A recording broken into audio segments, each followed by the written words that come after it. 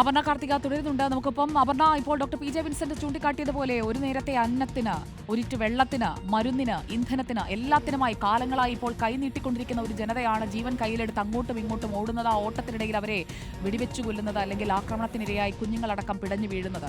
സമാനതകളില്ലാത്ത ഒരു ദുരന്തം കൺമുന്നിൽ നടക്കുമ്പോഴും എന്തുകൊണ്ട് മൗനം പാലിക്കുന്നു ലോകരാജ്യങ്ങൾ? ആ ചോദ്യത്തിന് എന്തുകൊണ്ടൊരു മറുപടി ഉണ്ടാകുന്നില്ല? ഐക്യരാഷ്ട്ര സംഘടന പോലും ഏറെക്കുറെ നിസ്സംഗതയോടെ നോക്കുകയാണോ ഈ കാര്യങ്ങളെയൊക്കെ?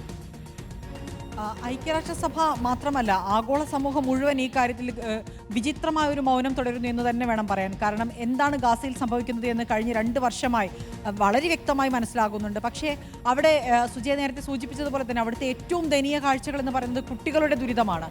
ഭക്ഷണ ക്യാമ്പുകളിലെ നീണ്ട നിരയാണ്. ഈ ഭക്ഷണ ക്യാമ്പുകളിൽ മാത്രം നമുക്കറിയാം, ഗാസയിൽ ഇസ്രായേൽ ഉപരോധം തുടങ്ങിയതിന് ശേഷം മാത്രം പട്ടിണി കിടന്ന് മരിച്ച ആളുകളുടെ കണക്കുകൾ, പട്ടിണി കിടന്ന് മരിച്ച കുട്ടികളുടെ കണക്കുകൾ, അതിൻ്റെ എണ്ണം കേൾക്കുമ്പോൾ തന്നെ നമുക്ക് ഞെട്ടലുളവാകും. ഏകദേശം 400-നടുത്ത് കുട്ടികളാണ് പട്ടിണി മൂലം മരിച്ചത്. കുട്ടികളുടെ കണക്ക്, മുതിർന്ന ആളുകൾ വേറെയുണ്ട്.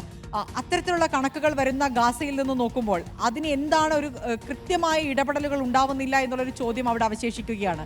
ഈ കുട്ടികളുടെ കാര്യത്തിൽ ഒരു തീരുമാനം ഉണ്ടാക്കാൻ പറ്റുന്നില്ല. നീണ്ട നിരകൾ, കാരണം ഒരു ദിവസം ഉച്ചവരെയൊക്കെ ക്യൂവിൽ നിന്നാലാണ് അവർക്ക് ഒരു കഷ്ണം ബ്രെഡോ വെള്ളമോ ഒക്കെ ലഭിക്കുന്നത്. ഭക്ഷണത്തിനായി കാത്തു നിൽക്കുന്നവർക്ക് നേരെ വരുന്ന ഇസ്രായേലി ടാങ്കുകൾ, കവചിത വാഹനങ്ങൾ, അതെല്ലാം ഗാസ സിറ്റിയെ ലക്ഷ്യമാക്കിക്കൊണ്ട് 3ാമത്തെ ഡിവിഷൻ കൂടി ഉടൻ ഗാസയിലേക്ക് എത്തുമെന്നുള്ളതാണ് ഇസ്രായേലിൽ നിന്നുള്ള അറിയിപ്പ്. അപ്പോൾ മോസ്ക്, വീടുകൾ, പാർപ്പിട സമുച്ചയങ്ങൾ, അങ്ങനെ ഒരു വീടുകൾ എല്ലാത്തിൻ്റെയും തകർത്ത് തരിപ്പണമാക്കിക്കൊണ്ട് മുന്നോട്ട് പോകുന്നവർ എന്താണ് നേടുക എന്ന ചോദ്യം ഗാസ ബാക്കിയാക്കുകയാണ്.